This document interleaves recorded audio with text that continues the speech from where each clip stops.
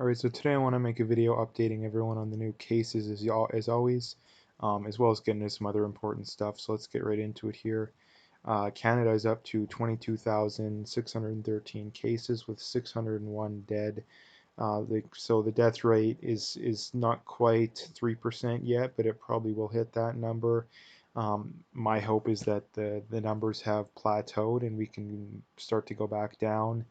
Alberta had 69 new cases yesterday, which is up over the last 4 days, but again, it's still below the average of the last couple weeks ish.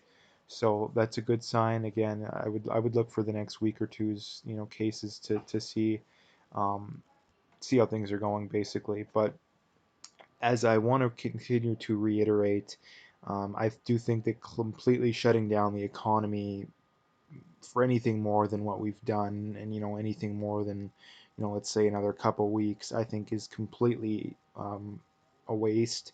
In that I think we're going to lose more by keeping the economy shut down than by not keeping the economy shut down, because as a whole, I mean, in Alberta, like I say, about half the cases are from one nursing home. If we would have did the idea of, okay, well, let's just, if we would have closed the borders, chances are those people weren't exposed. Like, I mean, chances are it was either a foreign worker, a friend, relative, that kind of thing, because, that's how older people generally get that kind of stuff. It's, someone brings it in from the outside and everyone gets it, or a lot of people get it. So if the borders would have been closed and we would have quarantined older people, people with compromised immune systems, that would have been unlikely to have happened. So, there's a pretty good argument to be made, and I would be confident in saying that if we would have closed our borders, at the outset and quarantined people most at risk, we would be better off in both ways now. Both ways in that we would have less cases and less deaths, as well as having the economy still at least not at a complete standstill. Maybe, we're 10, 20% shut down rather than like 80, 90% shut down is like we are right now. Um, but anyway, I keep needing to bring that up because I don't think enough people understand it. A lot of people are still lulled into this, false sense of security that the government's going to take care of everything when the government isn't going to take care of everything. And I'll get into a little bit more of that quickly. So let's get right into some other things here. Imagine this is from Ezra Levant. He goes on to say, imagine saying that when a million Canadians were just laid off.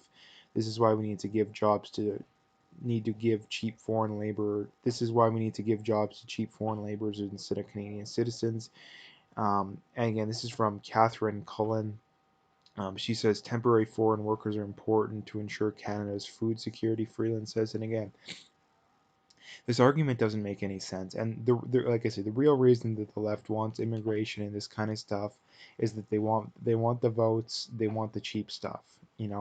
It contradicts two of their belief systems. The main one being is that they claim to care so much about giving people a living wage and all this kind of stuff, which makes no sense, because if they actually believed in that kind of stuff, they would all start businesses, especially in the more lefty areas, the Vancouvers and the Torontos of the world. That they'd start like a coffee shop, for example. They'd charge, they'd give everybody $20 an hour minimum wage, you know, all the benefits you can imagine, but then they charge, two, three times as much as it is right now for a coffee. But according to the leftist theory, well, you should be perfectly fine with paying $10, $15 for a coffee, or 15 for a more expensive latte or something. But anyone with a brain and critical thinking skills know that a business like that wouldn't work. It wouldn't work because people would rather buy it for the best price. Which is just, whenever people bring up that living wage BS argument, I just laugh, because they don't even believe that themselves. But anyway, again, I wanted to bring that up because this whole getting back to this topic here, the foreign workers thing. We don't need the foreign workers. Canada has more unemployment than we can imagine. The only way we should be bringing in foreign workers and immigrants at all is if there's a surplus of jobs. That's the only way. That's the only reason we should be having immigration. Again, that's the only reason. And the majority of Canadians agree that immigration should be cut. And prior to 3-4 years ago, the overwhelming majority of Canadians agreed. So people think, oh, that's a fringe position you have. Well, no, it actually really isn't. Um, Anyway, this is from Terry L. He goes on to say, Blanchette just dropped a bomb on the Liberals by saying that a plane load of foreign workers from Mexico just landed at the Dorval airport. They weren't screened by health authorities in Mexico, and they weren't screened, tested, or quarantined at the airport in Quebec. Absolutely crazy. And again, this is absolutely crazy that we as a society are forced to shut down the entire economy, or almost the entire economy, stay home, you know, and yet we're bringing in people from foreign countries, namely China, Mexico, and all this kind of stuff that aren't even screened. That aren't even screened. You basically ask them, "Do you feel sick?" They say no. You're good to go.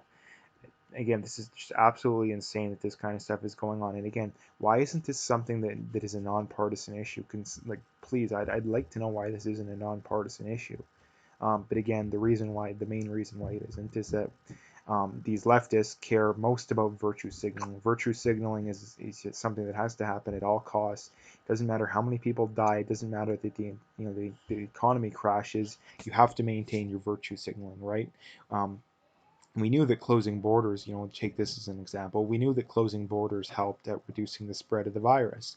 But yet you have these crazy lefties in Canada that say borders don't work, all this kind of BS, when we know that it does work. And again, this is something that a fundamental difference between the left and the right is that the left views political correctness, virtue signaling, something, they view that as something to do at all costs. There's no compromise in that for them. They have to do it, and that's something that we need to figure out. I mean, we're not going to figure out, which is why I support a Wexit movement, or at least a separation movement of some sort. And again, that's something that I think that I don't know why we can't agree on. We'll have one area where we can have more right-wing free market principles, and in the East they can have their socialist utopia. I don't understand why we can't just agree on that. But again, they know that the socialist utopia wouldn't be able to be maintained. But anyway, this is from Stefan Molyneux, and this is one of the most important things I wanted to get into. He goes on to say, governments will always use catastrophes, usually started by governments, to expand their own powers at your expense. The incentives in statism are all reversed.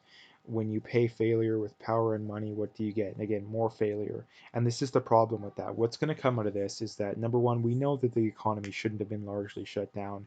And if the government insists on shutting down the entire economy, we shouldn't be bringing in foreign workers. Flights should have been banned long ago, but yet they're not doing that. By not doing that, we know that they don't actually care. They're going to use this, number one, as an excuse. Anybody with any critical thinking skills and who pays attention to economics, any of that kind of stuff, knew that a recession was coming soon. I made multiple videos about it. I'm relatively amateur in my knowledge. I mean, compared to the average person, I'm an expert, but compared to actual experts, I'm an amateur. Um, and yet I could see it coming from a mile away. And the governments had to know. There's no way that the liberals didn't know that. There's no way that any government didn't know that. Like I say, you don't have to be an expert to have known that.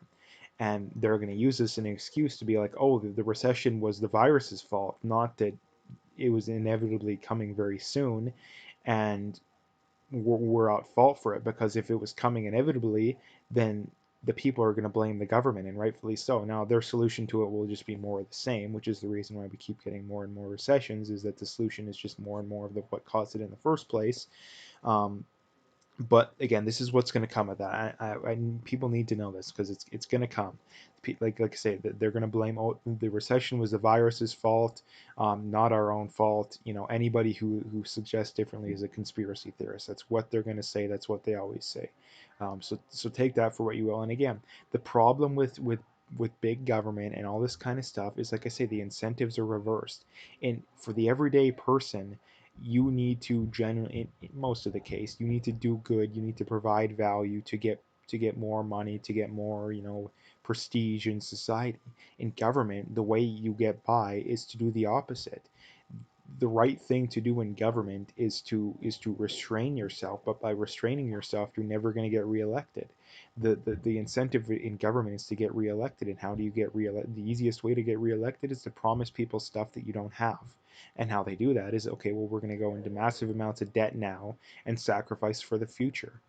That's basically their solution. And the other thing too is that, okay, well, they can give the appearance that the economy is doing good, but it really isn't.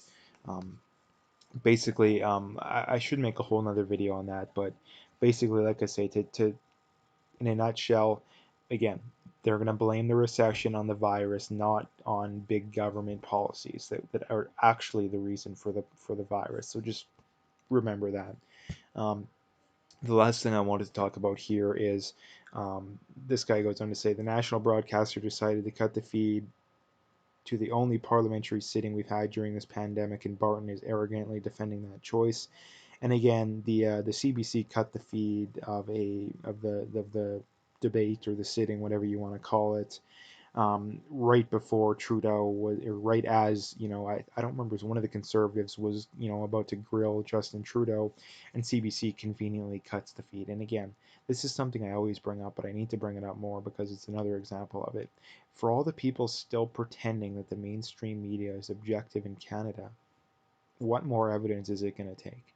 Well, again, what more evidence is it going to take? I don't understand why this isn't something that we can get past, we can agree on. And but again, they know the CBC is incredibly biased to the left, so they'll defend it at all costs. If the government provides, any bailout of any company that's more, a corporation, or, I guess not a corporation, a oil company or something like that would be a better example. It's the worst thing ever that, the government's bailing out a company that, employs tens of thousands of people, or indirectly employs tens of thousands of people. But if the government bails out a company that maybe it employs a couple hundred people, maybe at the most, maybe a little bit more, um, that's a great thing that we do that. Like, again, the objectives are so backwards.